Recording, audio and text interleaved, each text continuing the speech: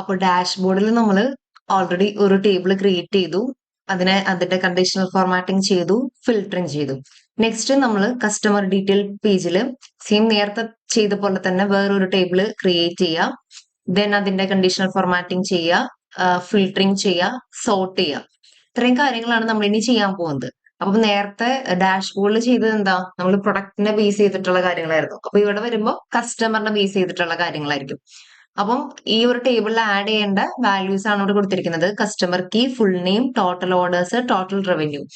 ഇത്രയും കോളംസ് നമ്മൾ ആ ഒരു ടേബിളിൽ ആഡ് ചെയ്യണം. അപ്പൊ നമുക്കത് ചെയ്ത് നോക്കാം. ഓക്കെ, ആദ്യം തന്നെ ഒരു ടേബിൾ എടുക്കാം. അതില് customer key, full name, total orders, total revenue add ചെയ്യാം. ആഡ് ചെയ്ത് കഴിഞ്ഞ് ആ ടേബിൾ നമ്മൾ സെലക്ട് ചെയ്യുമ്പോൾ റൈറ്റ് സൈഡിൽ എന്താ ഫോർമാറ്റ് അതെടുക്കാം. അതില് നമ്മളിനി അപ്പോൾ ടേബിൾ നമ്മൾ ക്രിയേറ്റ് ചെയ്തു. രണ്ടാമത് നമ്മൾ ചെയ്യുന്നത് കണ്ടീഷണൽ ഫോർമാറ്റിംഗ് ആണ്. അതിന് സെൽ എലമെന്റ്സ് ക്ലിക്ക് ചെയ്യാം.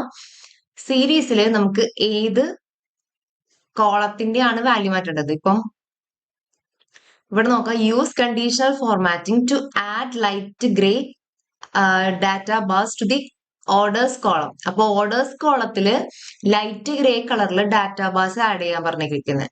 അപ്പൊ ഇങ്ങനെ വരണം. അപ്പൊ നമ്മള് ഫോർമാറ്റ് എടുത്തു, സെൽ എലമെന്റ്സ് എടുത്തു. അതിലേതാ ടോട്ടൽ ഓർഡേഴ്സ് ആണ് സീരീസിൽ കൊടുക്കേണ്ടത്. അതിന്റെ എല്ലാ ഡാറ്റാ ബാർസ് മാറ്റുന്നത്. ദെൻ ഡാറ്റാ ബാർസിൽ ഓൺ ചെയ്ത് കൊടുക്കാം. ഫങ്ഷൻ എടുക്കാം. എന്താ നമ്മുടെ കളറ് ആദ്യം പറയാം. അപ്പൊ ഞാനിവിടെ ഗ്രേ ആണ് കൊടുക്കുന്നത്. ദെൻ ഓക്കെ കൊടുക്കാം.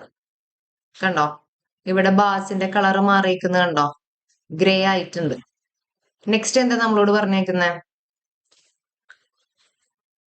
And a white greater than blue colour scale to the revenue column. ഇവിടെ കൊടുത്തിരിക്കുന്നത് പോലെ കണ്ടോ, വൈറ്റിന്ന് ബ്ലൂയിലേക്ക്. അപ്പൊ പോസിറ്റീവും നെഗറ്റീവും ആണ് ഇവിടെ ഗ്രേറ്റർ ദാൻ അങ്ങനെ വെച്ച് കൊടുത്തിരിക്കുന്നത്. അപ്പം അതെങ്ങനെ ചെയ്യുന്നതെന്ന് നോക്കാം. സെയിം സെൽ എലമെന്റ്സ് ക്ലിക്ക് ചെയ്യാം. അപ്പൊ അത് ബാക്ക്ഗ്രൗണ്ട് കളറിലാണ് വരുന്നത്. ബാക്ക്ഗ്രൗണ്ട് കളർ ഓൺ ചെയ്യുക. നമ്മളിവിടെ സീരീസ് എന്താ കൊടുക്കേണ്ടത്, റവന്യൂ ആണ് കൊടുക്കേണ്ടത്. സോറി, ആദ്യം സീരീസ് കൊടുക്കുക, ആദ്യം റവന്യൂ കൊടുക്കുക. ദെൻ ബാക്ക്ഗ്രൗണ്ട് കളർ ഓൺ ചെയ്യുക.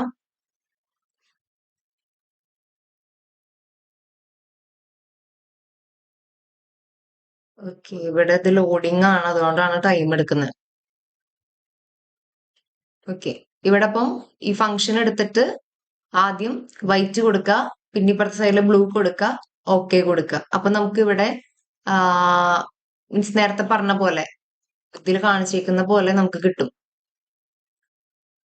വൈറ്റ് ഗ്രേറ്റർ ദാൻ ബ്ലൂ എന്നല്ലേ കൊടുത്തിരിക്കുന്നത് റവന്യൂ കോളത്തില്. അപ്പൊ നമുക്കത് കാണാൻ പറ്റും. ഇവിടെ ഇപ്പൊ ലോഡിംഗ് ആയതുകൊണ്ട് എനിക്കത് ചെയ്യാൻ പറ്റുന്നില്ല. അപ്പൊ നിങ്ങളത് ബാക്ക്ഗ്രൗണ്ടിൽ ചെന്നിട്ട് ഫംഗ്ഷൻ എടുത്തിട്ട് ചെയ്ത് നോക്കാം. നെക്സ്റ്റ് നമ്മളോട് എന്താ പറഞ്ഞിരിക്കുന്നത്, add a visual level filter top n to show the 100 customers with the most orders and add a chart title top 100 customers. അപ്പം നമ്മളോട് എന്താ ആദ്യത്തെ മീൻസ് 100 കസ്റ്റമേഴ്സിന്റെ കണ്ടുപിടിക്കാനാണ് പറഞ്ഞിരിക്കുന്നത്. 100 കസ്റ്റമേഴ്സിന്റെ എന്ത് ബേസിലാ, ടോട്ടൽ ഓർഡേഴ്സിന്റെ ബേസിലാണ് 100 കസ്റ്റമേഴ്സിനെ കണ്ടുപിടിക്കേണ്ടത്. അപ്പൊ ടോപ്പ് എന്ന് പറയുമ്പോൾ എന്താ, ആദ്യത്തെ 100 കസ്റ്റമേഴ്സിനെ. അപ്പൊ ഞാനിവിടെ ഫിൽറ്റർ എടുത്തു.